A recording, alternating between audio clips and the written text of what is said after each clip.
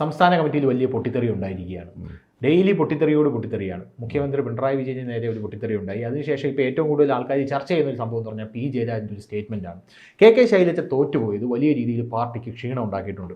അതുകൊണ്ട് ആദ്യം പാർട്ടി ഒന്ന് വിലയിരുത്തിയത് ശൈലജയെ എന്തെങ്കിലും മന്ത്രിസ്ഥാനം കൊടുത്ത് ശൈലജയെ ഒന്ന് ബൂസ്റ്റ് ചെയ്യാമെന്നായിരുന്നു. പക്ഷേ മന്ത്രിസ്ഥാനമൊക്കെ ഇപ്പോൾ ഏകദേശം തീരുമാനമായപ്പോൾ വാസവനൊക്കെയാണ് ദേവസ്വം മന്ത്രിസ്ഥാനം കിട്ടിയത്. കേളു മന്ത്രിയായി, ശൈലജ അതിനകത്ത് ഇല്ലേന്നാണ്. ഇപ്പോൾ നമ്മുടെ ഒരു പഠനം വന്നിരിക്കുന്നത് സംസ്ഥാന സമിതിയിലെ വിലയിരുത്തൽ പി ജയരാജൻ പറഞ്ഞിരിക്കുന്നത് കെ ശൈലജ തോറ്റതിന് ഒരു വിചിത്ര കാരണമാണ്. കെ ശൈലജ തോറ്റത് ആദ്യം കാഫിർ പോസ്റ്റാണ് എന്നുള്ളൊരു രീതിയിലുള്ളൊരു പ്രചാരണം വന്നു. ശൈലജയുടെ ഫോൺ വീഡിയോസ് ഇറക്കി അവർ ശൈലജയെ പ്രതിരോധിച്ചു. അതൊക്കെയാണ് ശൈലജയെ തോൽക്കാൻ കാരണം. പക്ഷെ അതൊക്കെ പാർട്ടിക്ക് തിരിച്ചടിച്ചു. ഇപ്പോൾ പറയുന്നത് കെ ശൈലജ എന്ന് പറയുന്ന വ്യക്തി മുഖ്യമന്ത്രി സ്ഥാനാർത്ഥിയായി ജനങ്ങളുടെ മുമ്പിൽ അവരോധിതയായ ഒരു വ്യക്തിയാണ്. അപ്പോൾ അടുത്ത തവണ കെ ശൈലജ ജയിച്ച് MP ആയി പോയി കഴിഞ്ഞാൽ അടുത്ത തവണ ശൈലജ മുഖ്യമന്ത്രി ആകില്ലല്ലോ എന്നുള്ളൊരു മനോവിഷമത്തിലാണ് ജനങ്ങൾ ശൈലജയെ തോൽപ്പിച്ചത് എന്നുള്ള രീതിയിലാണ് ജയരാജന്റെ പ്രസ്താവന വന്നിരിക്കുന്നത്. എങ്ങനെ തോന്നുന്നു? ഇത് രണ്ട് പ്രശ്നമുണ്ട്. ഒന്ന് CPM പിന്നെ സ്റ്റേറ്റ് കമ്മിറ്റി കഴിഞ്ഞ് ഗോവിന്ദമാഷ് നടത്തിയ പത്രസമ്മേളനത്തിൽ ഇത്തരം കാര്യങ്ങൾ ഡീറ്റെയിൽ ആയി പറഞ്ഞിട്ടൊന്നുമില്ല. അതുകൊണ്ട് നമുക്കിത് ഒഫീഷ്യലായിട്ട് അറിയില്ല. CPM കമ്മിറ്റി കൂടുമ്പോൾ പൊതുവെ നല്ല അഭിപ്രായ തർക്കങ്ങൾ ഉണ്ടാകാറുണ്ട്. അത് സത്യമാണ്. അതിൽ പിന്നെ അടുത്ത വൃത്തങ്ങൾ എന്നൊക്കെ പറഞ്ഞ് മീഡിയ റിപ്പോർട്ട് ചെയ്യുന്നത് നമുക്കറിയുള്ളൂ. അതിനെ ബേസ് ചെയ്തുകൊണ്ടാണ് നമ്മൾ ചർച്ച നടത്തുന്നത്. അല്ലാതെ ജയരാജൻ ഇങ്ങനെ പറഞ്ഞു നമുക്കറിയില്ല. ജയരാജനുമായിട്ട് അടുപ്പമുള്ള മീഡിയക്കാരോട് ജയരാജൻ പറയും. അല്ല, ഒരു കാര്യം പി ജയരാജനെ പറഞ്ഞുതരാം. ഒരു മീഡിയക്കാരനോടും അങ്ങനെ അങ്ങയുടെ ഭാര്യയോട് എടുത്തോ ടേക്ക് ഇറ്റ് ഫ്രം മീ, എനിക്ക് അങ്ങനെ നന്നായിട്ട് അറിയാം. അങ്ങനെ ഭാര്യനോട് പോലും ഒരു പാർട്ടിക്കാരും അങ്ങനെ പറയില്ല. അതാണ് പി ജയരാജൻ. വേറെ ആരെങ്കിലൊക്കെ പറഞ്ഞാൽ ഞാൻ വേറെ ഒരു നേതാവിനെ എനിക്ക് എത്ര ഉറപ്പില്ല. പി ജയരാജൻ അത്ര ഉറപ്പ്. അങ്ങനല്ല, ഇതിപ്പോ ഇങ്ങനെ മനോരമയിലെ റിപ്പോർട്ട് വന്നു. അതെന്താ നമുക്ക് ആ റിപ്പോർട്ടിനെ ബേസ് ചെയ്ത് നമുക്ക് സംസാരിക്കാം. അതല്ലാതെ പി ജയരാജൻ അങ്ങനെ പറഞ്ഞെന്ന് ചോദിച്ചു കഴിഞ്ഞാൽ ഒന്നെങ്കിൽ ജയരാജൻ പറയണം, അല്ലെങ്കിൽ ഗോവിന്ദ മാഷ് പറയാതെ ഞാനത് എന്താ പറയുക ടേക്കൺ ഫോർ ഗ്രാൻഡായി എടുക്കില്ല. ഇനി നമുക്ക് മനോരമയിൽ വന്നിട്ടുള്ള ഇതിനെപ്പറ്റി ഈ വിഷയത്തെ പറ്റി ഇതിൻ്റെ സാധ്യതകൾ പറയാം. ഒന്നാമത്തത് ശൈലജ തോൽക്കാനുള്ള കാരണം. ശൈലജ തോൽക്കാനുള്ള കാരണം ഒരു പരിധി വരെ ഇവർ കിട്ടിയ ഹൈപ്പാണ്. ഭയങ്കര ഹൈപ്പ്. ഞാൻ എപ്പോഴും പറയാറുണ്ട്, ഷീസ് എന്താ പറയുക ആക്സിഡൻ്റ് സൂപ്പർ സ്റ്റാറാണ്. കേരളത്തിൽ നിപ്പ വന്നപ്പോൾ അവരല്ല സീമ ടീച്ചർ അല്ല നീയാണ് കേരളത്തിന് ആഭ്യന്തരം വന്നതെങ്കിലും ആ രീതി ഹാൻഡിൽ ചെയ്യാനുള്ള സിസ്റ്റം കേരളത്തിലുണ്ട്. ഒന്നാമത്തെ കാര്യം. എൻ്റെ CPM സംബന്ധിച്ചിടത്തോളം ആഭ്യന്തരമന്ത്രിയാണോ അല്ല ആരോഗ്യമന്ത്രിയാകുമ്പോൾ പിന്നെ ഇനിയിപ്പം നമ്മളെ മറ്റേ എന്താണ് ഏതെങ്കിലും റോബോട്ടിനെ കൊണ്ടുവച്ച് AI ടെക്നോളജി റോബോട്ടിനെ കൊണ്ടുവച്ച് അവിടെ നിർത്തിയാലും നടക്കും. കേരളത്തിൽ അങ്ങനെ സിസ്റ്റം ഉണ്ട്. കാരണം ശിവകുമാർ മന്ത്രിയായിരുന്ന സമയത്ത് അയാൾ ഭയങ്കര ആരോഗ്യ വിദഗ്ധനൊന്നുമല്ലല്ലോ. തിരുവനന്തപുരത്തെ സാധാ കോൺഗ്രസ് തന്നെയല്ലേ പറയുന്നത്. കേരളത്തിലെ ഇന്ത്യയിലെ ഏറ്റവും മികച്ച ആരോഗ്യരംഗത്ത് ഏറ്റവും മികച്ച പെർഫോമൻസ് കാഴ്ചവെച്ച സംസ്ഥാനത്തുള്ള മോഡി ഗവൺമെന്റ് അവാർഡ് കേരളത്തിൽ കിട്ടിയിട്ടുണ്ട്. ശിവകുമാർ മന്ത്രിയായപ്പോൾ ആലോചിച്ചു. അപ്പോൾ അതാണ് കേരളത്തിൻ്റെ. രണ്ടാമത്തെ എന്താണ് CPM പാർട്ടി ഓഫീസിൽ ഈ മോഡിനെ കൊണ്ട് വന്നില്ല.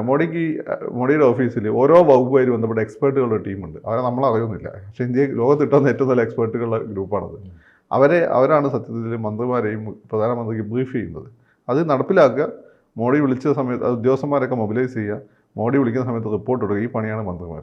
അത് മേൽനോട്ടം വഹിക്കുക. പക്ഷേ നല്ല പണിയാണ്. മുമ്പ് മന്ത്രിമാരൊന്നും ചെയ്യേണ്ടതായിരുന്നു. ഉദ്യോഗസ്ഥന്മാരായിരുന്നു ബ്രീഫൊക്കെ ചെയ്തുകൊണ്ടിരുന്നത്.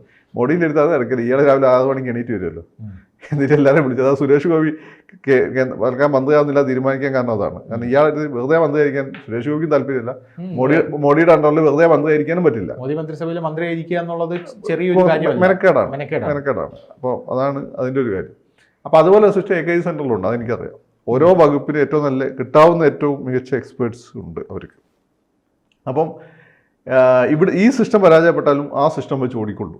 മനസ്സിലായോ? അതിൽ ആ സമയത്ത് ശൈലജ അവിടെ ആയി എന്നുള്ളതാണ്. അതിന് മുമ്പ് സീമ ടീച്ചർ ആയിരുന്ന സമയത്തും അതിനുശേഷം മറ്റേ നമ്മുടെ ശിവകുമാർ തിരുവനന്തപുരത്ത് ശിവകുമാർ ആയിരുന്ന സമയത്തും ആരോഗ്യവകുപ്പിൽ വലിയ കുഴപ്പമൊന്നുമില്ലായിരുന്നു. ഓക്കെ, ഒന്നാമത്തെ കാര്യം. അപ്പോൾ ഇത് വെച്ചുകൊണ്ട് അവരെ ഒരു സൂപ്പർ സ്റ്റാർ ആയിട്ട് അങ്ങോട്ട് അവതരിപ്പിക്കുകയായിരുന്നു. അത് അവരുടെ ഓഫീസിലെ ചില ഡോക്ടർമാരെ കാണാൻ അതിൻ്റെ പിന്നിൽ അവർക്കെതിരെ അവരെ പിന്നെ പാർട്ടി തന്നെ നടപടി എടുത്ത് മാറ്റിയെന്നാണ് ഞാൻ അറിഞ്ഞിട്ടുള്ളത്. ഇവരെ മന്ത്രിസ്ഥാനം കഴിഞ്ഞതിന് ശേഷം. അവർക്ക് മികച്ച ഡോക്ടർമാർ തന്നെയാണ്. പക്ഷേ ടീച്ചറിന് വേണ്ടിയുള്ള PR വർക്ക് ഉണ്ടായിരുന്നു. പിന്നെ നമ്മുടെ നാട്ടിൽ നമ്മൾ നടപടി എടുത്തു ഈ പാർട്ടിയല്ല വകുപ്പ് തലത്തിൽ ആ രീതിയിൽ പ്രവർത്തിച്ചത് കൊണ്ട് ഈ പറഞ്ഞ സ്റ്റാഫിനുണ്ടായിരുന്ന ആളുകൾക്കെതിരെ നടപടിയെടുത്തു. പിന്നെ അവരെ മാറ്റി. ഏതൊരു ഡോക്ടറായിരുന്നു. അപ്പോൾ ഒരു ടീമുണ്ട്. ഇവർക്ക് നല്ല ടീമുണ്ട്. ഈ ടീമും ടീച്ചറായിട്ട് ഉണ്ടാക്കുന്നൊന്നുമല്ല. ഇത് പാർട്ടി കൊടുക്കുന്നതാണ്. ഈ പാർട്ടി ഓഫീസ് മന്ത്രിക്ക് ഒരു പണിയില്ല. ആ പാടെ 1-2 സ്റ്റാഫിനെ വേണമെങ്കിൽ ആ പാർട്ടി അനുവദിച്ചാൽ പേഴ്സണൽ ആവശ്യത്തിന് വേണമെങ്കിൽ ഉപയോഗിക്കാം. PA ആയിട്ട് നിയമിക്കാം. അതല്ലാതെ ഒരാളെ പോലും എല്ലാം പാർട്ടി കൊടുക്കുന്ന ഓരോ ജില്ലയിൽ നിന്നും സജസ്റ്റ് ചെയ്യുന്ന ആളുകളെ പാർട്ടിയാണ് ഓരോ മന്ത്രിയുടെയും. ഇപ്പം നമ്മുടെ ഇയാളുണ്ടല്ലോ തോമസ് ഐസക്കിൻ്റെ സ്റ്റാഫിൽ ആലപ്പുഴക്കാരനല്ല, അയാൾ നാടെ തൃശ്ശൂരുകാരനൊക്കെയാണ് വേണ്ടത്, കോഴിക്കോട്ടുകാരൊക്കെ ഉണ്ടായിരുന്നു. ഓരോ മന്ത്രി അത് പാർട്ടി തീരുമാനിക്കുന്നതാണ്. CPM ഭരിക്കുമ്പോൾ അങ്ങനെ പേഴ്സണലായിട്ട് ഒരു താല്പര്യം നമുക്ക് ആ രീതിയിൽ സ്റ്റാഫിൻ്റെ സെലക്ഷൻ നടപ്പിലാക്കാനേ പറ്റില്ല. അപ്പോൾ പാർട്ടി അറിഞ്ഞുകൊണ്ട് ചെയ്തതാണ്, പാർട്ടി അറിഞ്ഞുകൊണ്ട് കൊടുത്ത ടീമാണ് അത്. ആ ടീം നന്നായി വർക്ക് ചെയ്യുകയും ചെയ്തു സത്യമാണ്. അതൊക്കെ എടുത്തോണ്ട് ഇവരെ ലാർജർ ദാൻ ലൈഫ് ഫിഗറാക്കി മാറ്റുക എന്നുള്ള മീഡിയക്കാർക്ക് എന്തെങ്കിലും കിട്ടിയാൽ മതി എടുത്തങ്ങ് ആഘോഷിക്കുക. അങ്ങനെ ഒരു ഭയങ്കര സംഭവമായിട്ട് മാറി. ഭയങ്കര സംഭവമായിട്ട് മാറി. അപ്പം പിന്നെ ടീച്ചറമ്മ മാനവനം ടീച്ചറമ്മ എന്ന് പറഞ്ഞുകൊണ്ട് ഒരു സിനിമ വന്നു, പിന്നെ വൈറസ് സിനിമ വന്നല്ലോ, അതിൽ ആ രീതിയിൽ അവതരിപ്പിച്ചു. അങ്ങനെ ഐക്കണാക്കിയാൽ മാറ്റിയതാണ്. പിണറായി വിജയനെ പോലെ താഴെ തട്ടുന്ന പിണറായി വിജയനാണെങ്കിൽ മോഡിയാണെങ്കിൽ നിങ്ങൾക്ക് അതിൽ ഇഷ്ടമായാലും ഇല്ലെങ്കിലും അവരൊക്കെ താഴെ തട്ടുന്ന അടിത്തട്ടുന്ന പണിയെടുത്ത് സ്വയം ബിൽഡ് ചെയ്ത് വന്ന ആളുകളാണ്. അവരെ ബിൽഡ് ചെയ്യുന്ന പാർട്ടിക്ക് വലിയ പാർട്ടിക്ക് അവർ ഭയങ്കര സഹായം ചെയ്തിട്ടുണ്ട്. മനസ്സിലായില്ലേ? അങ്ങനെയൊന്നും ഈ പറഞ്ഞ മഹാമാരിക്കൊന്നും ഇല്ല. അങ്ങനെ ചുരുക്കം ചില ആളുകളേ ഉള്ളൂ. ഇപ്പം ഇന്ന് കാണുന്ന BJPന് റിവൈവ് ഉണ്ട്, ഇതിന് മോഡിക്ക് വലിയൊരു പങ്കുണ്ട്. അതുപോലെ ഇന്ന് കാണുന്ന ഈ CPM നിലനിർത്തുന്ന പിണറായി വിജയന് വലിയൊരു പങ്കുണ്ട്.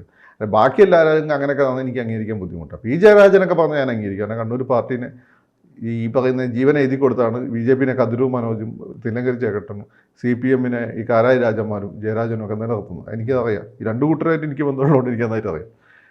അങ്ങനെയൊന്നും പറയാൻ മാത്രമൊന്നും വലിയ ആളുകളൊന്നും അല്ല മറ്റുള്ള ആളുകൾ. അപ്പോൾ ഇത് വലിയൊരു ഹൈപ്പായിരുന്നു. ഈ ഹൈപ്പും കൊണ്ടാണ് പിന്നെ എന്തായി പോയത്, അവിടെ മത്സരിക്കാൻ പോയപ്പോൾ എന്ത് സംഭവിച്ചു? നീ ഇപ്പോൾ ഈ പരിപാടിയൊക്കെ ചെയ്യുന്നതുകൊണ്ട് നീ എന്ത് വലിയ സംഭവം നാട്ടുകാർക്ക് ഉദാഹരണമുണ്ട്. എന്നോട് കഴിഞ്ഞത് കോളേജിൽ നിന്ന് ആരോ പറയുന്നിട്ട് തന്നെ ധനുഷ് നമുക്കൊരു ദിവസം കൊണ്ടുവന്നൊക്കെ പറഞ്ഞിട്ട് പറയുന്നത് നീ പരിപാടിയൊക്കെ ചെയ്തുകൊണ്ട് നിന്നെ പറ്റി അങ്ങനെ ഉദാഹരണമുണ്ട്. നിന്നെപ്പറ്റി നമുക്കൊക്കെ ഒരു ധാരണ ഉണ്ടല്ലോ. നീ മോശം എന്നല്ല ഞാൻ പറഞ്ഞത്. അപ്പോൾ ഞാൻ പറഞ്ഞു വെച്ചാൽ ഇങ്ങനെ അപ്പം നിന്റെ കയ്യിൽ നിന്ന് എക്സ്പെക്ട് ചെയ്യുന്ന കാര്യമുണ്ട്. നീ ഇങ്ങനെ ഡ്രൈവ് ചെയ്ത് പോവുകയാണ്, നിന്റെ മുന്നിൽ ഒരുത്തം കിടന്നിട്ട് ഇങ്ങനെ പോകാൻ സമ്മതിക്കുന്നില്ല. സ്വാഭാവികമായിട്ടും നമ്മളൊക്കെ തെറി വിളിച്ചു പോകും. നീ പക്ഷെ അങ്ങനെ ഇപ്പം കേട്ട നീ അങ്ങനെ പബ്ലിക്കായി തിരികെ ആളുകൾ അയാൾ അങ്ങനെ പറയാൻ പാടുണ്ടോ എന്ന് ചിന്തിക്കും. ഇപ്പം ഞാൻ പറഞ്ഞാലും വരും. മനസ്സിലായോ? അപ്പോൾ ഇതുപോലെ ഒരു അബദ്ധമാണ് എന്തെന്ന് പിന്നെ എന്തോ ചിത്രങ്ങൾ പിന്നെ പ്രചരിപ്പിച്ചു എന്നൊക്കെ പറഞ്ഞ് വന്നില്ലേ? ഓക്കെ, അങ്ങനെ ഒരു ആരോപണം അവർ കൊണ്ടുവന്ന് തെറ്റൊന്നുമില്ല. ഉണ്ടെങ്കിൽ അത് പിന്നെ അവർ പുറത്ത് പറയേണ്ടതാണ്. പക്ഷെ അത് പിന്നെ ഇല്ല എന്ന് തന്നെ പറയുന്നത് വന്നപ്പോൾ അത് ഭയങ്കര തിരിച്ചടിയായി. ഇതിപ്പോൾ സാധാരണയൊക്കെ നമ്മൾ നന്ദു ആണെങ്കിൽ വലിയ പ്രശ്നം. നന്ദുവിൻ്റെ മുഖം കാണുന്നില്ല, നന്ദുവിൻ്റെ ബാക്ക്ഗ്രൗണ്ടിലല്ലേ ഉള്ളൂ. നന്ദുവിൻ്റെ ബാക്ക്ഗ്രൗണ്ടിലല്ലേ ഉള്ളൂ. നീയാണ് അതിൻ്റെ പ്രശ്നം എന്ന് വെച്ചാൽ നിന്റെ മുഖം ആളുകൾക്ക് അറിയാം. അപ്പം നീ പെട്ടെന്ന് അങ്ങനെ തെറിയ പറയുമ്പോൾ നിനക്ക് നെഗറ്റീവ് ആവുന്ന പോലെ അവർ പെട്ടെന്ന് ആ പ്രസ്ഥാനം ബാക്കൗട്ട് ചെയ്ത സമയത്ത് അത് അവർക്ക് ഭയങ്കര നെഗറ്റീവായി മാറും. അത് വേറൊരാളാണ് പ്രശ്നമില്ല. ഇതാണ് സത്യത്തിൽ അവരെ ഏറ്റവും വലിയ പരാജയത്തിന് ഒരു കാരണം. രണ്ടാമത്തെ കാര്യം എന്ന് വെച്ചാൽ മുഖ്യമന്ത്രി സ്ഥാനാർത്ഥി ആയിക്കഴിഞ്ഞാൽ കേരളത്തിൽ പിന്നെ പ്രധാനമന്ത്രി പിന്നെ MP ആയിക്കഴിഞ്ഞാൽ പിന്നെ തിരിച്ച് മുഖ്യമന്ത്രി വരാൻ പറ്റില്ല എന്ന് വെറുതെയാണ്. അതൊക്കെ പാർട്ടി തീരുമാനം. അച്യുത മേനോനെ നേരിട്ട് പിന്നെ രാജ്യസഭയായിരുന്ന സമയത്താണ് അദ്ദേഹത്തെ മുഖ്യമന്ത്രി എന്നുള്ള രീതിയിലേക്ക് അദ്ദേഹത്തിൻ്റെ ഇമേജ് അവിടെ ചർച്ചകളൊക്കെ വരുന്നത്. അതുപോലെ തന്നെ പിന്നെ ആന്റണി ഫ്ലൈറ്റ് യാത്ര ചെയ്ത് വന്നിട്ടാണ് കേരളത്തിൽ മുഖ്യമന്ത്രി. ഉത്തരേന്ത്യ പല സംസ്ഥാനങ്ങളിലും ഇത് തന്നെ സംഭവിച്ചത്. അതൊക്കെ പാർട്ടി CPMനെ സംബന്ധിച്ചിടത്തോളം പാർട്ടി അങ്ങനെ തീരുമാനം എടുത്താൽ ഡൽഹിയിൽ നിന്ന് ഒരാളെ കൊണ്ടുവന്ന് ഇവിടെ മുഖ്യമന്ത്രിയാക്കാനൊന്നും വലിയ ബുദ്ധിമുട്ടൊന്നുമില്ല. അത് മാത്രമല്ല അങ്ങനെ ഒരു വലിയൊരാൾ മത്സരിക്കും അവരെ ജയിപ്പിക്കുക എന്നുള്ളത് അഭിമാന പ്രശ്നമായിട്ട് അണികൾ കാണുകയും ചെയ്യും. അപ്പോൾ അതാണ് ജയരാജേട്ടൻ അങ്ങനെ പറഞ്ഞിട്ടുണ്ടെങ്കിൽ അത് ഒരു കാരണമായിട്ട് എനിക്ക് തോന്നുന്നില്ല. ഈ മുഖ്യമന്ത്രി പക്ഷേ മുഖ്യമന്ത്രി സ്ഥാനാർത്ഥി ഒരു മുഖ്യമന്ത്രി എന്നൊക്കെ രീതിയിൽ ഒരു ഇമേജുള്ള ഒരാൾ ഈ രീതിയിൽ ബിഹേവ് ചെയ്യുമ്പോൾ അത് ഭയങ്കരമായിട്ട് ബൂമറാങ് ചെയ്യും. ഇതാണ് സത്യത്തിൽ ടീച്ചറിന് അവിടെ സംഭവിച്ചിട്ടുണ്ടാവുക. അപ്പോൾ ജയരാജേട്ടൻ അതാണോ ഇങ്ങനെ? എന്നിരുന്നാലും 1.14 അതായത് 1,14,000 വോട്ടിനാണ് തോറ്റത്. ഇതാണ് വെറുതെ ഇരിക്കുന്ന നായന്റെ വായിൽ കോയിലിട്ട് കുത്തി, മലബാറിൽ പറയും കോയിലിട്ട് കുത്തിയിട്ട് പിന്നെ കടിപ്പിക്കാന്ന് പറയും.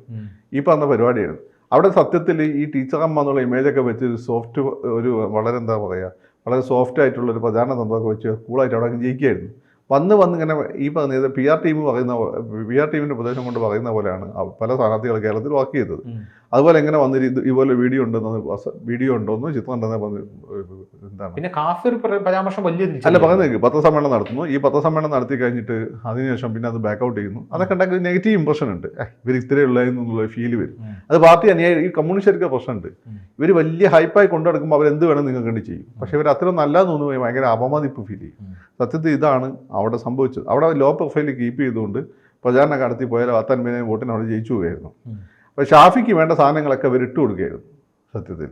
പിന്നെ ഈ പറയുന്നത് മുസ്ലിം ഇങ്ങനെ വല്ലാതെ അവിടുത്തെ മുസ്ലിംസിന് അറിയാലോ, ഈ പാർട്ടി ബേസിക്കലി തീയന്മാരുടെ പാർട്ടിയാണ് അവിടെ. നമ്മുടെ നാടല്ലേ ബേസിക്കലി ഇത് ഏറ്റവും കൂടുതൽ തീയന്മാരും പൈസ ഇല്ലാത്ത നായന്മാരും പിന്നെ കുറേ ഹരിജനങ്ങളാണ് ഈ പാർട്ടിയുടെ ബേസ്. നമ്മുടെ ആളുകളൊക്കെ വളരെ അടുത്ത ആളത്തെ ഈ പാർട്ടിയിലൊക്കെ വന്നു. പക്ഷേ ഇത് വന്നു തന്നെ ഈ മുസ്ലിം ലീഗിൻ്റെ ബി ടീമാന്ന് തോന്നുന്ന രീതിയിലായി ഇപ്പോൾ അടുത്ത ഈ പൗരത്വ നിയമമായിട്ട് ബന്ധപ്പെട്ടിട്ടാണെങ്കിലും പിന്നെ പലസ്തീൻ വിഷയം എന്ന് പറയരുത്, ഹമാസ് വിഷയമായിട്ട് ബന്ധപ്പെട്ടിട്ടാണെങ്കിലും ഈ വിഷയങ്ങളൊക്കെ ആയിട്ട് ബന്ധപ്പെടരുത് ഇടപെടലുകൾ. അപ്പോൾ ഇതിൽ എത്ര ആത്മാർത്ഥ ഉണ്ടെന്ന് മുസ്ലിംസിന് തന്നെ തോന്നി. ഇതൊക്കെയാണ് സത്യത്തിൽ കളി കൂടി പാർട്ടിയുടെയും സ്ഥാനാർത്ഥിയുടെയും കളി കൂടി പോയതുകൊണ്ടാണ് സത്യത്തിൽ അവിടെ തോറ്റത്. ഇപ്പോൾ ജയരാജേട്ടൻ പറഞ്ഞത് ഇൻഡയറക്റ്റ്ലി കറക്റ്റാണ്. ഒരു മുഖ്യമന്ത്രി സ്ഥാനാർത്ഥിയാകുമ്പോൾ നിങ്ങൾ ഇപ്പോൾ ജയരാജേട്ടനാണെങ്കിൽ ആളുകൾക്ക്. പക്ഷേ എൻ്റെ ഒരു ടേക്ക് പറയട്ടെ, ഇപ്പോൾ ഇതൊന്നും ഇല്ലായിരുന്നെങ്കിലും ഷാഫി പറമ്പിൽ എന്ന് പറഞ്ഞൊരു വ്യക്തിയുടെ വ്യക്തിപ്രഭാവം കൊണ്ട് അവിടെ ജയിച്ചത്. അല്ല, അത് വ്യക്തിപ്രഭാവം നോക്കി ഇവർ രണ്ടുപേരും. ഇപ്പോൾ ഷാഫി കുറച്ചുകൂടി ജെന്യൂനാണ്. ഞാൻ അതിന് വടകരയിൽ മുരളീധരൻ നടത്തി വെച്ചിരിക്കുന്ന ഒരു പ്രവർത്തനം ഉണ്ടല്ലോ, പുള്ളി അവിടെ നല്ലപോലെ പ്രവർത്തിച്ചിട്ടുണ്ടല്ലോ. അപ്പോൾ UDF കണ്ടിന്യൂ ചെയ്യണം.